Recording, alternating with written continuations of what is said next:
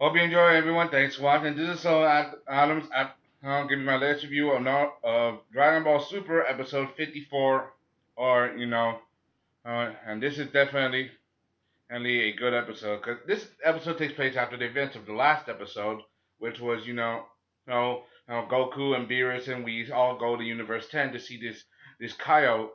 I was this Kaio name Zamora, who apparently he has the same energy as Black, but it's still but there's still a lot that doesn't make a lot of sense. There's still a lot of things that don't make sense. Like he has similar energy to to Black, but it's not the same.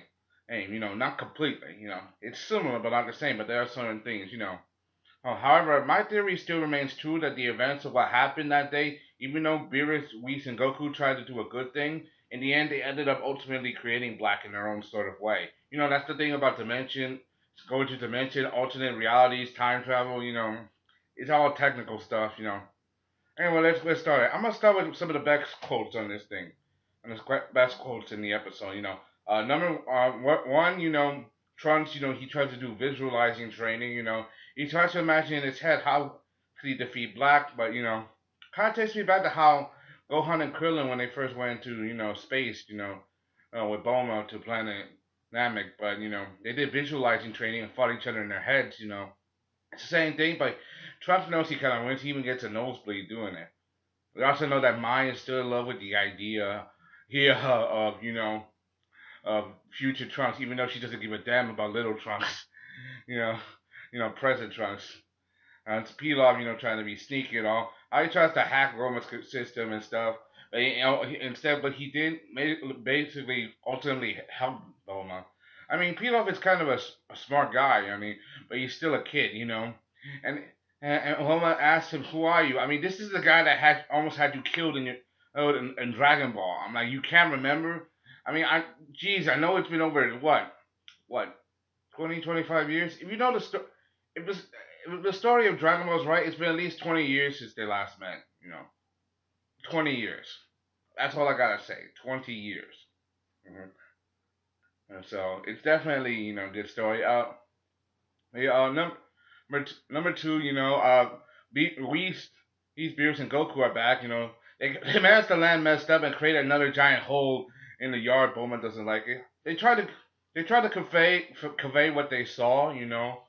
Oh, try to convey what's going on because apparently Zamos has the same energy, not as Black, but not the same, but similar. But it's not completely Black. For example, Black heck has a hatred for humanity. There's this evil, literal darkness around him, a dark black aura.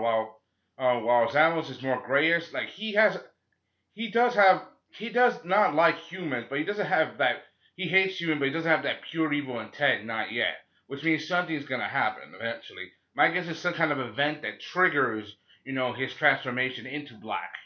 That at least that's my theory. Overall, in the best way. Like, hey, no, hey, and everybody, are thinking about it. It's definitely a thing. Number four, for Trunks' training, Trunks still remembers how he and Vegeta went into the hyperbolic time chamber. It was pretty tough. Especially seeing how Vegeta, especially when you get to see his Super Vegeta again. Vegeta when he bulked up his body, giving you that hulking form. Well, we all know the weakness of that body is that you gain immense strength, but you sacrifice your speed. And Cell picked it up. I mean, that's how you're able to beat both pick Vegeta and Trunks so easily. But that was way back then. In fact, if Cell came back right now, Vegeta would whoop his ass without problem. We all know that. We all know that. Goku too. God power. But definitely seeing how this works. I mean, Vegeta. He knows that Trunks has probably been through a lot, but he can't allow and Trunks, just sulk around through everything. And Trunks still remembers how Vegeta treated him, even though he was a little, he was a bit cruel to him. Didn't care a lot much about him, but he ultimately grew to love his own son. To care about him because he is the same. Because he can't afford to lose to anyone. especially knowing that his own son, literally the fruit of his Saiyan loins is gonna, lose, And one thing Vegeta values most is his pride, especially if he knows that a family member or a son would lose to someone who's not Goku and just wears his face all day. And besides, Vegeta's greatest goal is to beat Goku. That training begins, Seeing how this is, it does take me back a little nostalgia. How Trunks tried to pull off this bravado, even though like he even asked Vegeta to go all out and go Super Saiyan 3. Vegeta can't do Super Saiyan 3, but he can go Super Saiyan Blue. I mean, and they said that he did, but that's from a whole other thing, a movie that you only get from a video game, a clip show, and maybe and something else, and maybe something DVD stuff from Dragon Ball AF. I don't know. They tried their best, to fill out the void, They fought each other, How Trunks, literally baited him in using that hulking form I was just talking about, trying to bulk up his muscles. Because how dare you think you can use this transformation? He ultimately baited and reverted back right away. Hey, just to lure him in. And it's pretty interesting.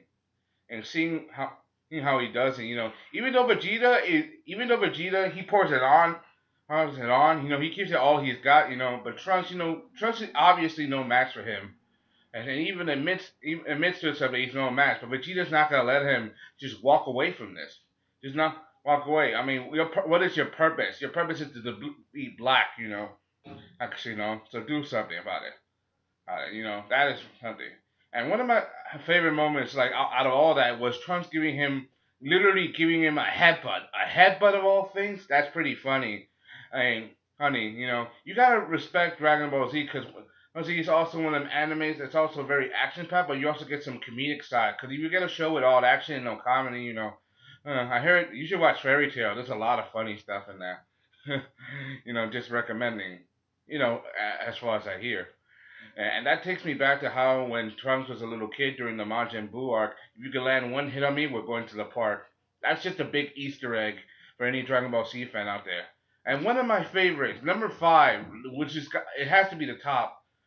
Number 5 would be the Jui-sama, the king of everything, suddenly calling out of nowhere, and Beerus freaking out like a child who just got his hand caught in a cookie jar, literally bugging out, smashing his head against the table. It's pretty hilarious.